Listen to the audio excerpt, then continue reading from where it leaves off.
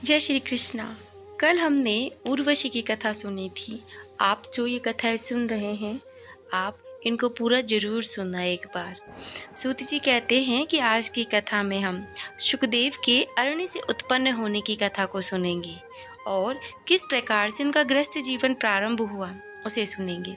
सूत जी बोले, उस सुंदरी आसित तपांगे घृताची को देखकर व्यास जी बड़े असमंजस में पड़ गए और सोचने लगे कि यह देवकन्या अप्सरा मेरे योग्य नहीं है, अतः अब मैं क्या करूं।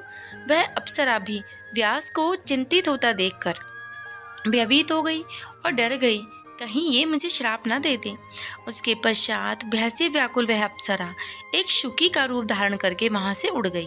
व्यास जी उसे पक्षी के रूप में देख करके बड़े आश्चर्यचकित हुए। उसे देखने मात्र से व्यास जी के शरीर में काम का संचार हो चुका था और प्रत्यंग में काम का प्रवेश हो जाने के कारण उनका मन अत्यंत ही विस्मय में पड़ चुका था। बड़ी धीरता के साथ मन को रोकने की चेष्टा करते हुए उस चंचल मन को वे व्यास मुनि वश में करने में समर्थ नहीं हुए। अब इस प्रकार घृतांची द्वारा मोहित तेजस्वी व्यास का मन अनेक यत्न करने पर भी भावी संयोग के कारण उनके बस में ना हो सका। इसी बीच अग्नि निकालने के लिए मंथन करते समय एक एक उनका तेज उस अरणि पर गिर गया, किंतु उसके गिरने पर ध्यान न देकर वे अरणि मंथन करते रहे। उस अरणि से उन्हीं का सदृश मनोहर स्वरूप वाले शुक का उत्पन्न हो गया। अरणि से उत्पन्न वह बालक विस्मय पैदा करते हुए उसी प्रकार सुशोभित हो रहा था जिस प्रकार हवन करते समय घृताहुति पड़ने में प्रकट अग्नि दीप्तिमान हो उठती है। उस पुत्र को देखकर अरे यह क्या, ऐसा सोचकर व्यास जी अत्यंत ही विस्मय में पड़ गए और विचार करने लगे कि शिव के वरदान से ये कहीं उत्पन्न तो नहीं हुआ है।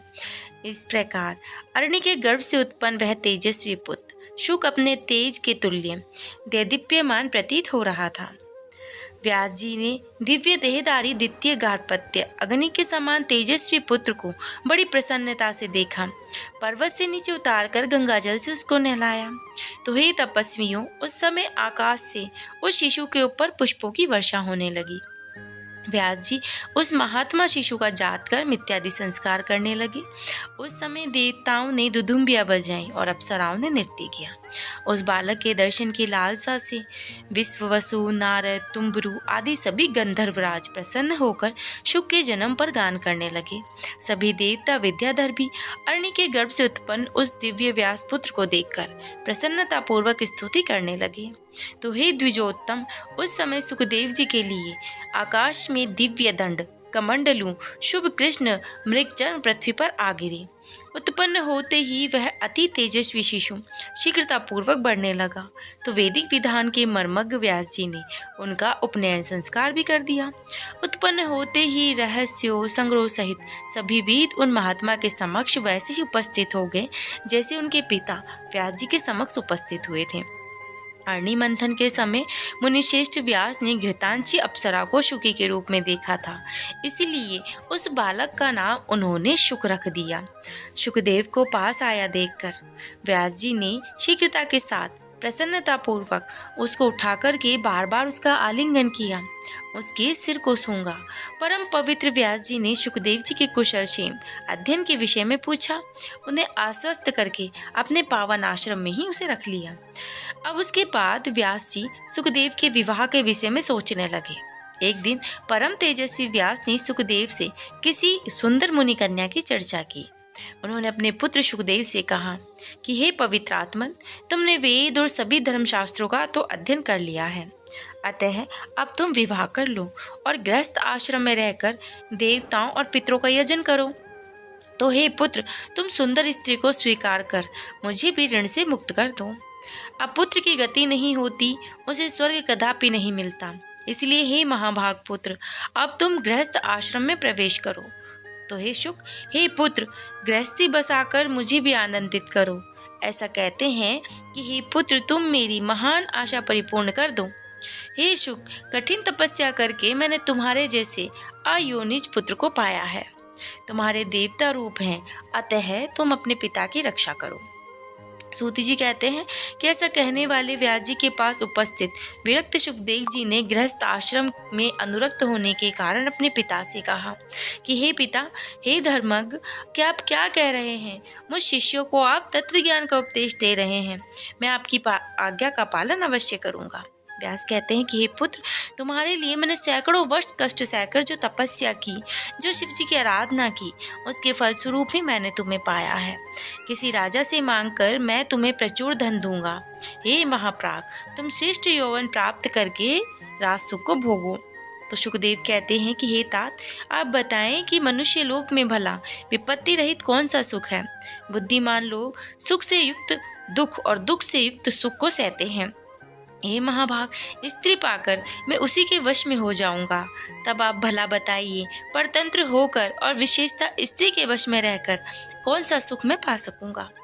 लोह या काष्ठ के कंधे में जड़े हुए पुरुष कदाचित छूट भी सकते हैं, परंतु पुत्र कलह के बंधन में फंसा हुआ प्राणी कभी भी बंधन से मुक्त नहीं होता है। यह शरीर विष्ठा और मूत्र से परिपूर्ण रहता है, वैसे ही स्त्रियों का शरीर होता है। तब कौन बुद्धिमान पुरुष उनसे प्रीति करना चाहेगा? हे विप्र शिरोमणे, मैं योनिजन हूँ, अतः योनिजन्य सुख मेरी बुद्धि कैसे हो सकती है? मैं भविष्य में अपनी उत्पत्ति किसी योनि में नहीं चाहता, अतः अद्भुत अध्याय सुख को छोड़कर मैं विष्ट मूत्रजन्य सुख को क्यों चाहूँगा? अपने आप में रमण करने वाला कभी भी विषय सुख का लोभी नहीं हो सकता। मैंने सांगोपांग वेदों का अध्ययन किया और जाना कि वे हिंसामय हैं, कर्म मार्ग के प्रवर्तक हैं। मुझे गुरु रूप में बृहस्पति प्राप्त हुए और वह भी गृहस्थी के सागर में डूबे हुए हैं। अविद्याग्रस्त हृदय वाले वे मेरा उद्धार कैसे कर सकते हैं? जैसे कोई रोगग्रस्त वैद्य दूसरों के रोग की चिकित्सा करता है, उसी प्रकार मुझ मोक्षार्थी के गुरु गृहस्थ हैं। ये विडंबना है, इसलिए ऐसे गुरु को नमस्कार करके मैं आपके पास आया हूँ। अब आप तत्व ज्ञान का उपदेश देकर मेरी रक्षा करें, क्योंकि मैं संसार रूपी सर्प से अत्यंत ही भयभीत हूँ। इस महाभयंकर संसार चक्र में प्राणी मात्र को सर्वदा नक्षत्रों की भांति ही चक्कर काटना पड़ता है। तो हे तात, वेद शास्त्रों को पढ़कर भी जो सांसारिक सुख में फंसे रहते हैं, उनसे बढ़कर मूर्ख और कौन होगा भला? उन्हें तो कुत्ते, घोड़े, सुअर आदि पशुओं के समान धर्म वाला समझना चाहिए। दुर्लभ मानव को पाकर वेद शास्त्रों का अध्ययन करके यदि मनुष्य संसार में बंधता है, तो दूसरा भला कौन बंधन मुक्त हो सकता है? इससे बढ़कर संसार में दूसरी कोई अद्भुत बात हो ही नहीं सकती कि पुत्र कलह और घर के बंधन में पड़ा हुआ भी पंडित कहलाता है। जो मनुष्य संसार में माया के सत्य, रज, तम तीनों गुणों में बांधा नहीं जाता, वह विद्वान, बुद्धिमान और शास्त्रों में पारंगत होता है। दृढ़ बंधन में डालने वाले व्यर्थ विद्या अध्ययन से क्या लाभ? उसी का अध्ययन करना चाहिए जो शीघ्र ही भव बंधन से मुक्त हो जाए। पुरुष को बंधन में जकड़ लेने के कारण ही उसे ग्रह कहा गया है, अतः ऐसे बंधन रूप घर में सुख कहाँ? तो हे पिताजी, इसीलिए मैं भयभीत हूँ। जो ज्ञानी, मंदबुद्ध और अभागे मनुष्य हैं, वो इस जन्म कथा को पाकर ही पुनः बंधन में पड़ जाते हैं। अब बेटे की ऐसी बात सुनकर के व्यास जी कहते हैं कि गृहस्थ बंधनगार नहीं होता है पुत्र, और न ही बंधन का कारण। जो मन से बंधन मुक्त है, वह गृहस्थ आश्रम में रहते हुए भी मुक्त हो जाता है। जो न्याय मार्ग से धनोपार्जन करते हैं, शास्त्रोक्त कर्मों का विधिवत संपादन करते हैं, पितृश्राद्ध आदि यज्ञ करते हैं, सर्वदा सत्य बोलते हैं तथा पवित्र रहते हैं, वे गृह में रहते हुए मुक्त हो जाते हैं। ब्रह्मचारी, सन्यासी, वानप्रस्थ, व्रत उपवास करने वाला, ये सब मनुष्य हैं, गृहस्थ के पास ही जाते हैं। वे धार्मिक गृहस्थ श्रद्धा के साथ मधुर वचनों के द्वारा सबका सत्कार करते हैं और अन्नदान से उन्हें उपकृत करते हैं। गृहस्थ आश्रम से बढ़कर दूसरा कोई आश्रम ना देखा है, ना सुना गया है। वशिष्ठ आदि आचार्यों और तत्वज्ञानियों भी इसका आश्रय ग्रहण किया है। तो हे महाभाग, वेदोक्त कर्म करने वाले गृहस्थ के लिए क्या असाध्य रह जाता है? वह स्वर्ग, मोक्ष अथवा उत्तम कुल में जन्म, वह जो कुछ चाहता है वह पूर्ण हो ही जाता है। एक आश्रम से दूसरे आश्रम में जाना चाहिए, ऐसा धर्मों में बताया गया है।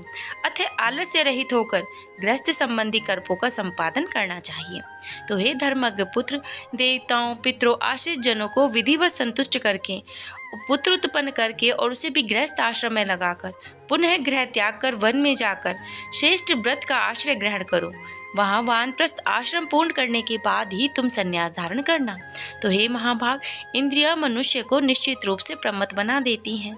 जो मनुष्य स्त्री रहित होता है उसे मन पांचों इंद्रियों सहित विकल कर देता है। इसीलिए उस बलवान इंद्रियों पर विजय पाने के लिए स्त्री परिणय करके गृहस्थ बनना चाहिए।